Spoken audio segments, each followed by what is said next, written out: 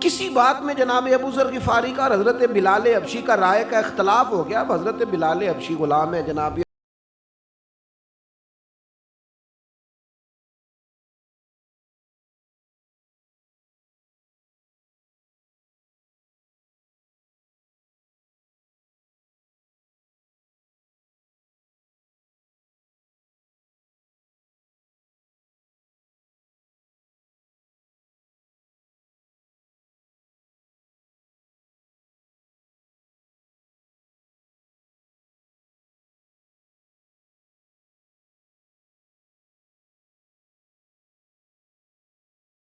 الا سبیل ربک بالحکمہ. کسی کو اللہ کی طرف بھی بلاؤ تو دانائی کے ساتھ بلاؤ, حکمت کے ساتھ. سب سے بڑا سچ بھی بولو تو دانائی کے ساتھ بولو. تو نے سچ بولا ہے اور تو نے لوگوں کا کلیجہ چیر کے رکھ دیا ہے. یہ کیا انداز ہوا تیرا سچ بولنے کا؟ یہ کیا طریقہ ہوا؟ حضرت سیدنا بلال حبشی رضی اللہ تعالیٰ عنہ کو جناب ابو ذر غفاری نے کہا, حبشن کے بیٹے بات سچی تھی. حضرت بلال کو تکلیف ہوئی, کونے میں بیٹھ کے روئے, اور غلام روئے اور آقا کو خبر نہ ہو. تڑپے جو ہم یہاں تو مدینے خبر گئی. حضور علیہ السلام پتہ چلا, محبوب نے منبر سجایا. حضور کی عادت تھی نامینیٹ کر کے اصلاح نہیں کرتے تھے, بائی نیم نہیں, نامزد کر کے نہیں, اوورال بات کر دیتے, سمجھنے والے سمجھ جاتے. حضور فرمانے لگے لوگوں کو کیا ہو گیا ہے, میں نے تو جاہلیت کی ساری باتیں پاؤں تلے رون دی تھی, ابھی بھی کہتے ہیں بلال کو حبشن کا بیٹا. حضرت ابو ذر غفاری کہتے ہیں باقی تو کوئی نہ سمجھے تو میں سمجھ گیا. بڑا مشکل ہوتا ہے مجمعوں میں اٹھ کے معافی مانگنا. ہمارے ہاں بعض لوگ معافی بھی اس طرح مانگتے ہیں کہ یوں لگتا ہے گن بھی ساتھ پکڑی ہوئی ہے, معافی دو ورنہ گولی مار دوں گا. معافی مانگنے کا بھی طریقہ سلیقہ نہیں آتا. اور دنیا میں کچھ ایسے نفس پرست ہیں ان کو استادوں سے معافی مانگنے پڑی تو نہیں مانگ سکتے, مشائخ سے معافی مانگنے آتی ہے تو نفس کے بندے بن کے نفس کی غلامی کرتے ہیں, لیکن اپنی عزت کی جگہوں کو بھی درست نہیں کرتے. کتنا بڑا مجرم ہے جو باپ سے بھی معافی نہ مانگ سکے, جو ماں سے بھی نہ کہہ سکے میں غلطی کر گیا تھا. اتنی بڑی نفس پرستی. تو نے آقا بنا لیا اپنے نفس کو اپنا. مجمعوں میں معافی مانگنا, اعتراف کرنا, حق کو قبول کرنا, اپنے نفس کو ذبح کرنا. حضرت ابو ذر غفاری مجمع کے بیچ اٹھ کے کھڑے ہوئے, چمکتا دمکتا چہرہ, قبولیت حق کا جذبہ, اپنے نفس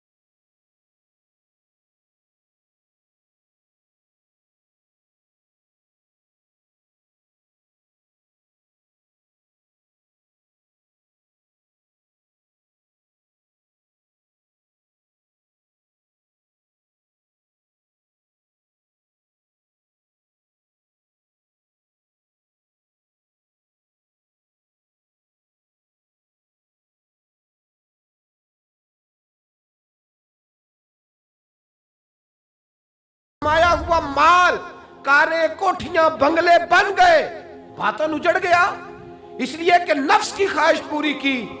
نفس کے سامنے اگر انبیاء کی بھی تعلیمات آئیں, لوگوں نے تکبر کیا, قتل تک کر دیا نبیوں کو, لیکن اپنے نفس کی خواہش کے خلاف جانے کو تیار نہ ہوئے. خدا را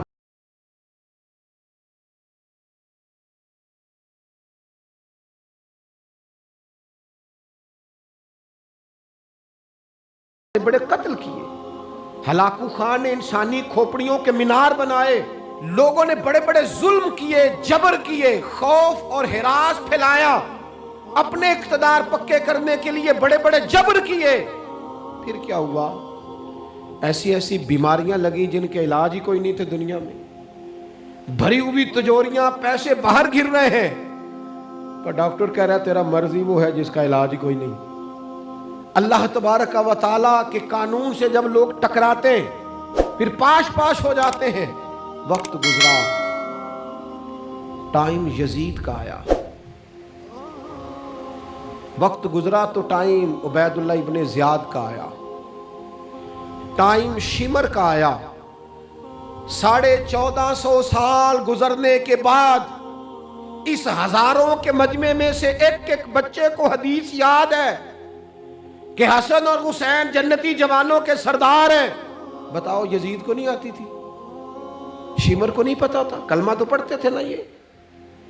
عبید اللہ ابن زیاد کو نہیں پتا تھا؟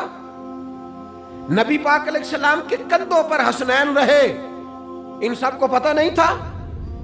یہ جانتے نہیں تھے کہ یہ وہ حسنین کریمین ہیں جن کو حضور سنتے تھے، فرماتے تھے یہ میرے پھول ہیں دونوں؟ کیا بات رضا اس چمنستان کرم کی، زہرا ہے کلی جس میں حسن اور حسین پھول۔ آج 1450 سال گزرنے کے بعد امت کو حدیث آتی ہے کہ نبی پاک علیہ السلام نے فرمایا جس نے حسن اور حسین سے پیار کیا اس نے مجھ سے پیار کیا، جس نے ان سے بغض رکھا اس نے مجھ سے بغض رکھا۔ کلمہ پڑھتے تھے، مسلمان کہلاتے تھے۔ 10 محرم کو جمعے کا دن تھا، امام حسین امامہ باندھ کے گھوڑے پر بیٹھ کر خطبہ دینے لگے تو ایک شخص اندر سے بول کے کہنے لگا حسین تقریر لمبی نہ کر، ہمارا جمعہ لیٹ ہو رہا ہے۔ بلے و نمازیوں، سامنے وہ شخصیت کھڑی ہے جس پر ابھی درود پڑھیں گے نماز میں، اللہم صلی علی محمد وعلا، ابھی درود پڑھیں گے حسین ابن علی پر، ابھی شہید کر کے ابھی درود پڑھیں گے، وہ سامنے کھڑے۔ اور امام حسین کا ایک جملہ تاریخ نے یوں لکھا ہے کہ شاید ریت کے ذرے بھی تڑپ گئے۔ امام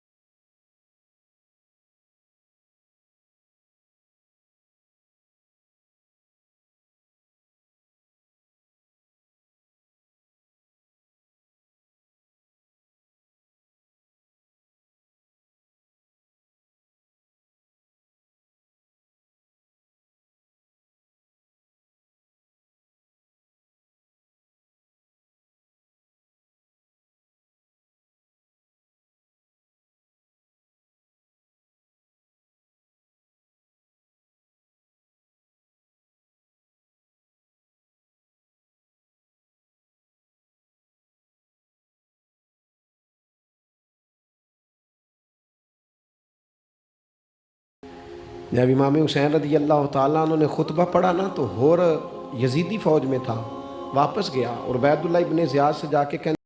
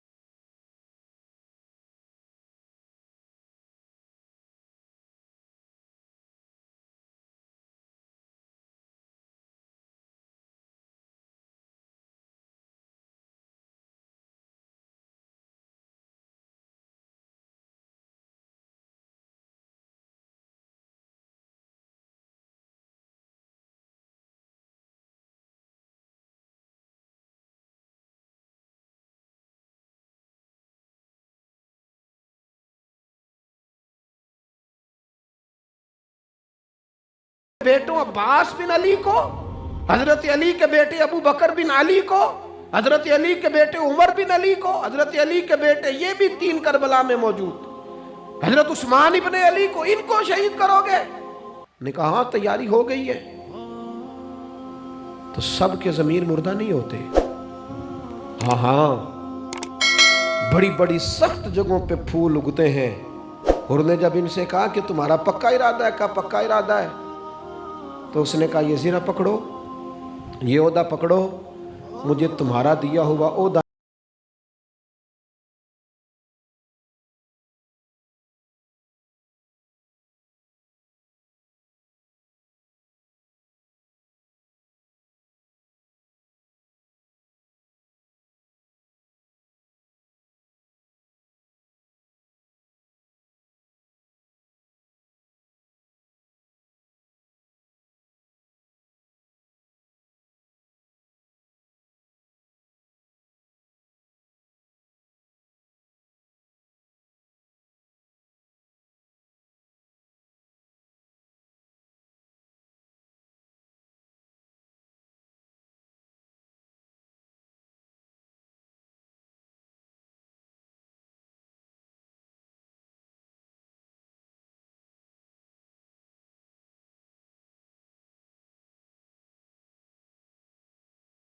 मैंने रोका है।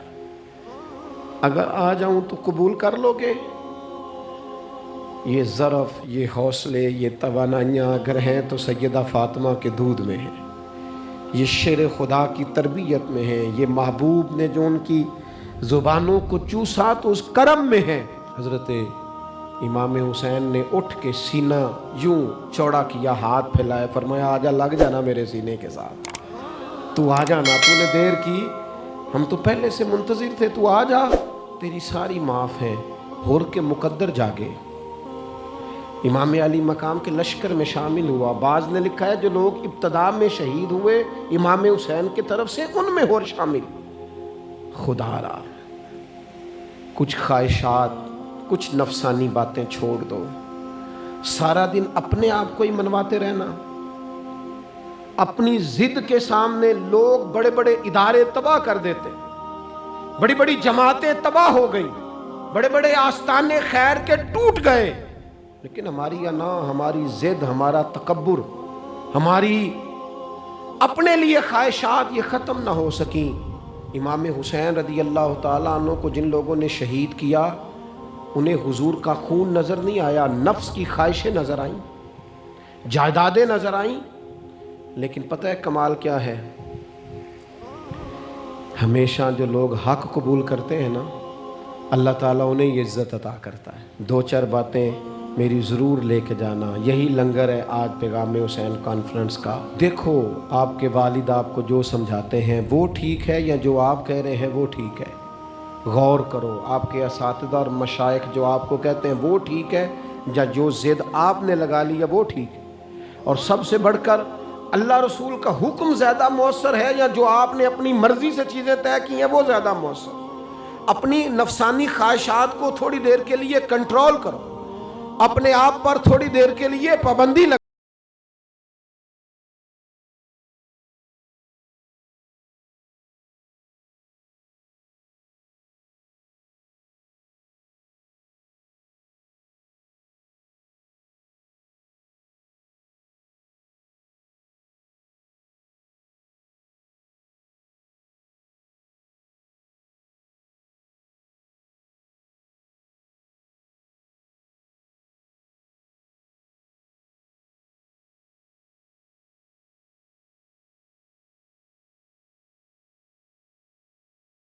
अंदर अपनी तबीयत के अंदर तहम्मुल पैदा करो, बुर्दबारी। मैं एक दफ़ा बहुत परेशान था, हालात कुछ अजीब रुख इख्तियार कर गए, बहुत परेशान था।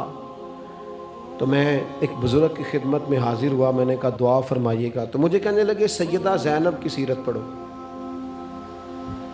तो मैंने पहले दिन आके किताब खोली ना, तो दरबार दमिश्क में जो जनाब ज़ैनब ने कलाम फरमाया ना, इंसान टूट जाता है, लेकिन इंसान हक पे हो कि अगर गला भी कटा लेना तो उसका मिजाज ताकतवर रहता है, रूह ताकतवर रहती है। اسے محسوس ہوتا ہے کہ میں کمزور نہیں پڑا۔ یزید نے جب کوئی بات کی نا دمشق کے دربار میں، تو حضرت زینب پیچھے بیٹھی تھی پردے کے لوگوں کے درمیان، اس نے جب کوئی بات کی تو جناب زینب وہاں سے اٹھ کے، ہماری خواتین ہر بات پہ روتی ہیں، دو کہیں کہ ختم ہی نہیں ہوتے، جناب زینب پیچھے سے اٹھیں پردے کے پیچھے سے، اور جب اپنی گرجدار آواز میں انہوں نے گفتگو شروع کی تو وہاں ایک نابینا بزرگ بیٹھے تھے جو مولا علی شیر خدا کی بارگاہ میں حاضری دیا کرتے تھے۔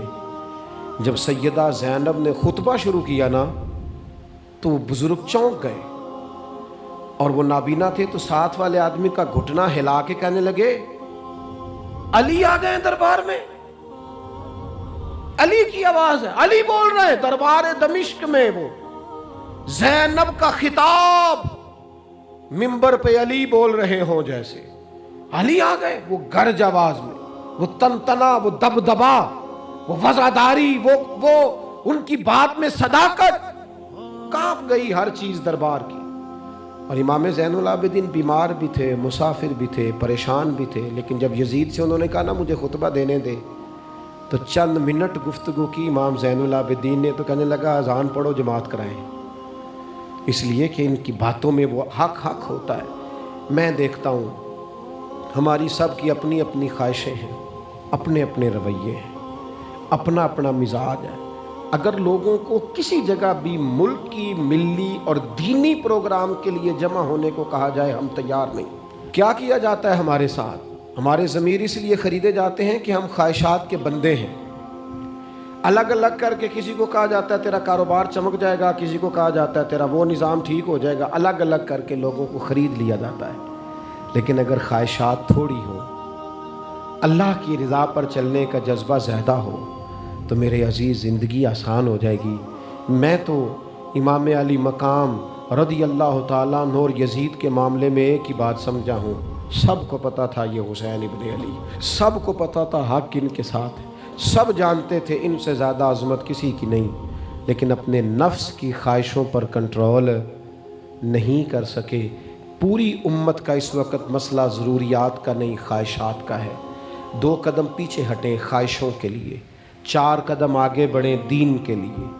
2 قدم پیچھے ہٹیں اپنی خواہشات کو چھوڑیں، 4 قدم آگے بڑھیں ملک کے لیے، ملت کے لیے۔ 2 قدم پیچھے ہٹیں اپنی خواہشات کو چھوڑیں، 4 قدم آگے بڑھیں نظریے کے لیے اور فکر کے لیے اور امام حسین کے پیغام کے لیے۔ آج میں آپ سے گزارش کروں گا، اگر انا بچاؤ گے تو روحانیت نہیں بچے گی، اگر نام بناؤ گے تو کام نہیں ہوگا۔ فاضل بریلوی نے کہا تھا بے نشانوں کا نشان مٹتا نہیں، ہمارا تو مٹتے مٹتے بھی نام ہو ہی جائے گا۔ اپنی زندگی سے نفسانی خواہشات کو نکال دو۔ اللہ تعالیٰ انبیاء کرام علیہ السلام کو بڑے قبیلوں میں پیدا فرماتا ہے، ان قبیلوں میں جو اس دور کے اندر لوگوں میں بڑی قدر کی نگاہ سے دیکھے جاتے ہیں، ان میں نبی آتے ہیں۔ انبیاء کرام کو اللہ تعالیٰ حسن و جمال دیتا ہے، قد و قامت دیتا ہے، ان کو اللہ تعالیٰ پر وجی چہرے دیتا ہے، کامل تعلیمات دیتا ہے۔ اور سب سے بڑی بات یہ ہے کہ انبیاء معصوم ہوتے ہیں، ان کے اندر کوئی نفسانی خواہش ہی نہیں ہوتی، نبی کوئی خطا کرتے ہی نہیں۔ کامل مکمل اکمل تعلیم نبی لے کے آتے ہیں، لیکن اللہ کا قرآن کہتا ہے کہ جب وہ چیزیں تمہاری نفس کی خواہش کے خلاف ہوتی ہیں، چیزیں بالکل مکمل ہیں، کامل ہیں، اکمل ہیں، نبی معصوم ہیں۔ عام آدمی اگر کوئی بات کرتا ہے تو اس کی بات میں نقص رہ جاتا ہے، کمزوری رہ جاتی ہے۔ کسی دانشور سے، کسی شاعر سے، کسی ادیب سے، کسی آپ جس نے اپنی دانش بینش کے حساب سے کوئی بات کی ہے، آپ اگر اس سے کوئی تربیت لیتے ہیں تو اس کی بات میں کمزوری رہ جائے گی، عام آدمی ہے۔ انبیاء کرام علیہ السلام کی تعلیمات جو ہوتی ہیں وہ ذاتی نہیں ہوتی، وہ وحی الہی کے ساتھ ہوتی ہیں، ان میں کمزوری کوئی نہیں ہوتی، نقص کوئی نہیں ہوتا۔ انبیاء کرام علیہ السلام خوبصورت ہوتے ہیں، نورانی ہوتے ہیں، یعنی کسی بندے نے معاذ اللہ ان سے کوئی ایسی چیز نہیں دیکھی ہوتی جس سے کہ قباحت پیدا ہو، نقص پیدا ہو۔ انسان دور ہٹے، انہیں اللہ تعالیٰ ظاہری باطنی معنوی حسن دے کے دنیا میں بھیجتا ہے، کیوں نہیں لوگ مانتے؟ 950 سال حضرت نوح علیہ السلام نے تبلیغ فرمائی، اور میرے بھائی 1.5 دن میں بندہ تھک جاتا ہے، اکتا جاتا ہے، ہف جاتا ہے، عام آدمی کی بات کر رہا ہوں۔ 950 سال تبلیغ کی، اور تبلیغ کرنے والا بندہ کامل ہے، مکمل ہے، اکمل ہے، دردمند ہے، سونا ہے، نہیں ماننے لوگ۔ کیوں؟ قرآن کہتا ہے اس کی وجہ یہ ہے کہ چیزیں وہ ہیں جو ان کے نفس کی خواہش کے خلاف ہیں، جو یہ ان کے نفس کی اور باطنی جو خواہشات ہیں ان کے مخالف ہیں، نہیں مانتے۔ حضرت موسیٰ کلیم علیہ السلام بنی اسرائیل کو نجات دینے کے لیے آئے تھے، راحت دینے کے لیے تشریف لائے تھے، لیکن آپ ان کے مطالبات دیکھیں کس قدر تکلیف دی۔ کبھی کہتے تھے نہیں مانتے جب تک اللہ کو اعلانیہ نہ دیکھ لیں، کبھی وہ کوئی مطالبہ لے کے آ جاتے، کبھی وہ پانی کا مطالبہ کرتے اور کہتے 12 چشمے الگ الگ چاہیے، کبھی وہ من و سلوہ کا مطالبہ کرتے، کبھی کہتے من و سلوہ تو آتا ہے پر ایک جیسا کھانا ہے، ہمیں تو الگ الگ چاہیے، وہ اجناس چاہیے جو زمین سے اگنی ہے۔ حضرت موسیٰ خوبصورت تھے، نورانی تھے، پروجی تھے، اور کمال یہ ہے کہ رب کے اتنے پیارے ہیں جن سے رب کلام فرماتا ہے، لیکن قوم ہے کہ تسلیم کرنے کو تیار نہیں، ماننے کو تیار نہیں۔ فقط اتنی بات ہے کہ وہ تعلیمات وہ ہیں جو ان کے نفس کی خواہش کے خلاف ہیں، اور ذرا سا انہیں موقع ملا، حضرت موسیٰ علیہ السلام 40 دنوں کے لیے کوہ طور پہ تشریف لے گئے تو پیچھے سے ایک بچڑے کی پوجا شروع کر دی۔ جناب کلیم واپس آئے تو پھر طرح طرح کی ہیلے بازیاں۔ حضرت یوسف علیہ السلام کا تو حسن مشہور ہے نا ساری دنیا میں، دنیا جانتی ہے نا کتنے سونے تھے، تو کیا اتنا خوبصورت آدمی بھی کنویں میں ڈال دیا جاتا ہے؟ کیا اتنا حسین آدمی بھی بازار میں بیچ دیا جاتا ہے؟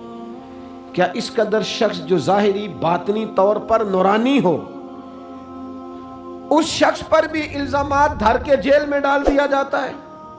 مخلوق تو فنکار ہے اس درجہ کے پل بھر میں سنگے در کعبہ سے بھی اصنام تراشے، اور تم کون ہو کیا چیز ہے داغے کبابی، لوگوں نے تو مریم پہ بھی الزام تراشے۔ حضرت مریم سلام اللہ علیہ پر بھی، اور جناب عیسیٰ جن کو اللہ نے کھلے معجزات دیے، کوئی ضرورت تھی کسی اور چیز کی؟ جو بچہ پنگھوڑے میں کہہ رہا ہے انی عبداللہ، میں اللہ کا بندہ ہوں، کھلے معجزات اور وہ بھی پنگھوڑے میں۔ لیکن قرآن کہتا ہے تعلیمات وہ تھیں کہ جو ان کی نفس کی خواہش کے خلاف تھی، لہذا نفس کی خواہش، وہ جو ایک جگہ پہ قرآن مجید نے کہا نا کچھ لوگوں نے نفس کی خواہش کو خدا بنا لیا، وہ چونکہ خواہشات نفسانیہ کے خلاف تھیں، نتیجہ اس کا یہ نکلا کہ ان لوگوں نے پیغمبروں، رسولوں، انبیاء، اللہ کے محبوب بندوں کو جھٹلا دیا، یہاں تک کہ قتل کر دیا۔ حضرت زکریہ علیہ السلام جیسے لوگوں پر آرے چلا دی، شہادتیں ہو گئی انبیاء کی۔ وجہ کیا تھی؟ نفس کی خواہش کے خلاف تعلیمات تھی انبیاء کی، نہیں تسلیم کیا۔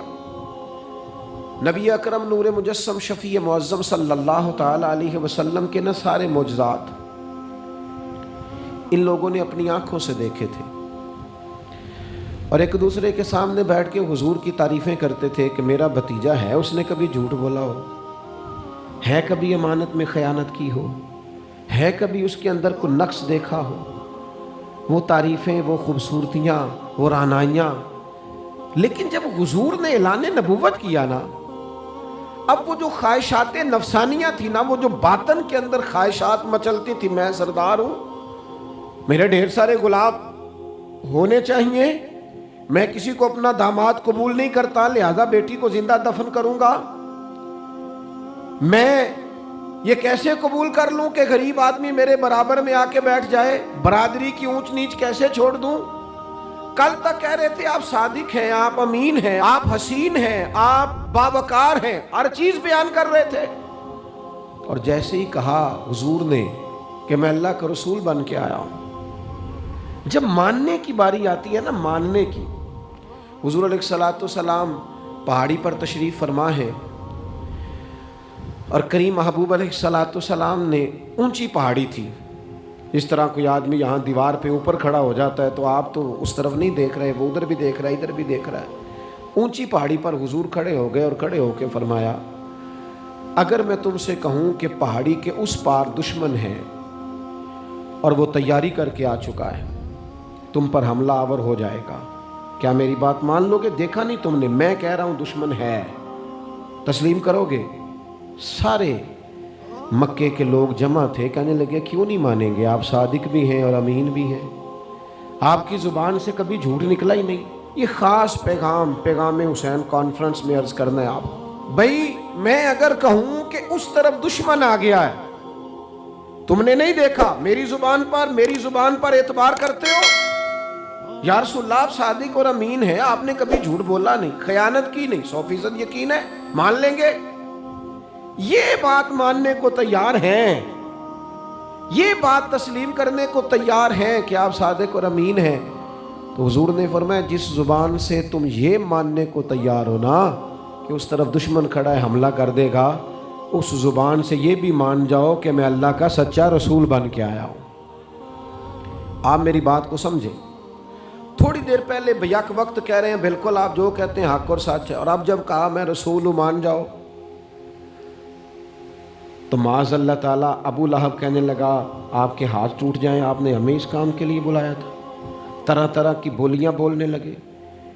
جب مفادات پر چوٹ لگتی ہے، جب خواہشات نفس کو چھوڑنا پڑتا ہے، جب ذرا اپنی طبیعت پر کچھ چیزیں بوجھ بنتی ہیں، میرے صاحب قبلہ عالم فرمایا کرتے تھے ہمارے دشمن جب ہم پر تنقید کرتے ہیں تو کئی باتیں غلط بھی کرتے ہیں لیکن کچھ باتیں ٹھیک بھی ہوتی ہیں، بجائے اس کے کہ ہم اسی وقت اٹھ کے قبول کریں، تسلیم کریں کہ جناب یہ بات جو آپ نے کیا یہ بالکل ٹھیک ہے، میں کھلے دل سے اس کو قبول کرتا ہوں۔ اتنی جرت کون کرے، اتنی ہمت کا مظاہرہ کون کرے؟ وہ چیزیں جو ہمارے نفس کی خواہش کے خلاف ہوتی ہیں ہم قبول کرنے کو تیار ہی نہیں ہوتے، لیکن جو مزاج دین ہمیں عطا کرتا ہے، وہ دین ہمیں یہ عطا کرتا ہے کہ جب تم یہ دیکھو نا کہ بات جو ہو رہی ہے وہ بات ٹھیک ہے، اگرچہ میرے مفادات کے بھی خلاف ہے، اگرچہ میرے نفس کی خواہش کے بھی خلاف ہے، اگرچہ میری سرداری کے بھی خلاف ہو سکتا ہے، میرا مالی نقصان بھی، لیکن چونکہ ٹھیک ہے لہذا مجھے قبول کر لینی چاہیے۔ یہ جرت پیدا کریں اپنے دل کے اندر، یہ طاقت پیدا کریں، یہ آج کا پیغام ہے۔ آپ دیکھیے حضرت فاروق اعظم رضی اللہ تعالیٰ عنہ نے مسئلہ بیان کیا، تو جناب فاروق اعظم رضی اللہ تعالیٰ عنہ نے اس مسئلے میں عورتوں کے مہر کے متعلقہ جو حق مہر ہوتا ہے خاتون کا، اس کے متعلقہ جناب عمر نے کوئی مسئلہ بیان کیا۔ تو آپ جمعہ پڑھا کے باہر نکلے تو ایک خاتون کھڑی تھی دروازے پر، کہنے لگی امیر المومنین حد ہو گئی ہے، آپ عورتوں کو مہر لینے پر پابندی لگا رہے ہیں، اتنا لینا اتنا نہ لینا، اور اللہ رسول نے کھلی اجازت دی ہے جتنا مرضی لے لیں۔ اس خاتون نے دلائل پیش کیے۔ اب امیر المومنین کے سامنے ایک تو ہے کہ عام مرد کے سامنے عورت بات کرے تو لوگ قبول نہیں کرتے، اور 22 لاکھ مربع میل کا حکمران اور جس کے بارے میں معروف ہے کہ ان کا درہ ہر وقت چلتا ہے، اس خاتون نے جناب عمر سے کہا کہ جناب مسئلہ یوں ہے، آپ نے یوں بیان کیا ہے۔ اب ارد گرد لوگ کھڑے تھے، کسی نے یہ نہیں کہا گستاخ معاذ اللہ تو کیا کہہ رہی ہے، امیر المومنین کے سامنے کلام کرتی ہے۔ بات حق تھی، کسی نے جرت نہیں کی۔ ایک شخص حضرت عمر سے کہنے لگے حضور آپ کچھ بولتے کیوں نہیں، کچھ تبصرہ کریں۔ فرمانے لگے بولنا کیا ہے، ایک مرد نے خطا کی ہے اور ایک عورت ٹھیک کہہ رہی ہے، اس کی بات درست ہے، میں کھلے دل سے قبول کرتا ہوں۔ نفس پر گرچہ چوٹ لگتی ہے اسے قبول کریں، کیوں؟ حق کے معاملے میں حضرت صاحب بندے بڑے اچھے ہیں، قبلہ بڑے نفیس آدمی، اور جناب ان کی طبیعت بڑی اچھی ہے، تو پھر آپ قبول کر لیں ان کی بات کو۔ کہتے ہیں آپ دعا کریں میرے لیے میں قبول کر لوں، آپ دعا کریں میں ٹھیک ہو جاؤں۔ او خدا کے بندے، جسے تو ٹھیک سمجھ رہا ہے اس کی بات کو قبول کر، اس بات کا قائل ہو جا، اس پر عمل کر۔ ہمارے مزاجوں میں وہ جو نفسانی خواہشات کا غلبہ ہے آج بھی پوری طرح وہ ہمیں اپنی لپیٹ میں لیے ہوئے، ہم سمجھنے کو تیار نہیں ہوتے۔ حق حق ہوتا ہے، اور جب حق واضح ہو جائے پھر نفسانی خواہشات کو نہ دیکھو۔ نفس ایک بچے کی طرح ہے، اس کی ایک بات مانو گے دوسری خواہش کرے گا، دوسری بات مانو گے تیسری خواہش کرے گا۔ اللہ کے محبوب علیہ السلام نے دعا فرمائی ہے، مسند امام احمد بن حنبل میں موجود ہے، حضور اللہ کی بارگاہ میں عرض کرتے ہیں تعلیم امت کے لیے، صرف ہمیں سمجھانے کے لیے، ورنہ تو معصوم عن الخطا ہے۔ محبوب اللہ کی بارگاہ میں عرض کرتے ہیں اے اللہ مجھے اس خواہش سے بچانا جو ایک اور خواہش میں مبتلا کر دے، اس خواہش سے بچانا جو خواہشات کے دروازے کھول۔ ہم اپنے نفس کو لے کر دین کے مقابلے میں کھڑے ہو گئے۔ میری برادری کہتی ہے کہ شادی میں ڈھول بجے گا، تماشا ہوگا، اور اللہ رسول کہتے ہیں کہ اس میں شریعت کا بول بالا ہوگا، پتہ چلے گا جیتتا کون ہے۔ میری اولاد کہتی ہے کہ اس راستے جانا ہے، رب رسول فرماتے ہیں اس راہ پہ جانا ہے، نفس کی خواہش اور ہے، اللہ رسول کا حکم اور ہے، ہم اس کو تسلیم کرنے کو تیار نہیں ہوتے۔ معافی مانگنی پڑ گئی ہے ایک بندے سے۔ ہماری جو بنائی ہوئے قبیلے اور برادریوں میں اونچ نیچ ہے، اس کے حساب سے ہم بڑے قبیلے سے ہیں، وہ چھوٹی قبیلے سے، ہم نے جو بنائی ہے، ورنہ تو قبیلے فقط تعارف کے لیے ہوتے، معذرت کرنی پڑ گئی ہے۔ لیکن کمال ہے ہمارے مزاج میں وہ پیدا ہو۔ اللہ رسول کو راضی کرنے کے لیے تھوڑی دیر اپنے نفس کو کچلیں، ممکن ہے ایسا ہو؟ کرتے ہی نہیں ایسا، مزاج نہیں بنایا۔ ہمارے نفس کی خواہش کے مطابق اگر چلیں پھر سارا، آپ یقین کریں لوگ استادوں کے پاس جا کے عزتیں اور پروٹوکول ڈھونڈتے ہیں، پیروں کے پاس جا کے عزتیں اور پروٹوکول ڈھونڈتے ہیں، ایسی جگہوں پہ جہاں پروٹوکول دینے کی باری تھی وہاں بھی لینے کے چکر میں پڑ جاتے۔ دینی کاموں میں اگر 4 لوگ ایک جگہ پہ اکٹھے کیے جاتے ہیں نا، یہاں دینی کام کر لو، تو وہاں جھگڑا شروع ہو جاتا ہے۔ دینی کام تو کرنا ہے پر آگے کون لگے گا؟ دینی کام تو کرنا ہے پر اس میں سربراہی کس کو ملے گی؟ دینی کام تو کرنا ہے، اس میں نام کس کا ہوگا؟ اس میں بڑا قد کس کا شمار کیا جائے؟ اس طرح قومیں آگے بڑھتی ہیں۔ اہل حق اس طرح ہوتے ہیں، سب سے آگے اپنے نفس کو رکھا جائے اور پھر انسان کا انقلاب آ جائے۔ یہ کیسے ممکن ہے؟ حضرت ابوذر غفاری، میں قربان اس شخص پر، سیدنا ابوذر غفاری، اس امت کے درویش فقیر، ایسا شخص جس کے بارے میں محبوب نے فرمایا زمین کے اوپر اور آسمان کے نیچے میرے ابوذر سے سچا بندہ کوئی نہیں۔ اتنا بڑا آدمی زندگی فقر و فاقے میں گزار دی، اپنے مزاج پر طاری کر لی چیزیں کہ بس وہ سادگی جو ہمیں ہمارے رسول نے سکھائی ہے اسی میں رہنا ہے۔ حضرت ابوذر غفاری گفتگو ہو رہی تھی، بات چیت ہو رہی تھی، جناب بلال حبشی رضی اللہ تعالیٰ عنہ کے ساتھ محو کلام تھے۔ حضرت بلال نے اپنے آپ کو سمجھا لیا تھا کہ میں دروازہ رسول کا گدا ہوں۔ کچھ لوگ نا غلام بے دام ہوتے ہیں، بے دام۔ ہمارے ہاں نا کچھ لوگوں کا پروٹوکول ہوتا ہے، اور کچھ لوگ ایسے ہوتے ہیں جو صبح سے لے کے شام تک جھاڑو دے رہے ہوتے ہیں، خدمتیں کر رہے ہوتے ہیں۔ میں آپ کو صحیح معنوں میں بتاؤں تو اصل حقدار وہ ہوتے ہیں لوگ، اصل ڈیوٹیاں ان لوگوں کی ہوتی ہیں۔ حضرت بلال حبشی نے طے کر لیا تھا کہ میں نے بس نوکری کرنی اور توجہ سے کرنی ہے۔ اور میں آپ کو دل کی بات بتاؤں، میں نے بڑے کیمرے دیکھے اپنی زندگی میں، میں نے بڑا کچھ دیکھا تھوڑے وقت میں۔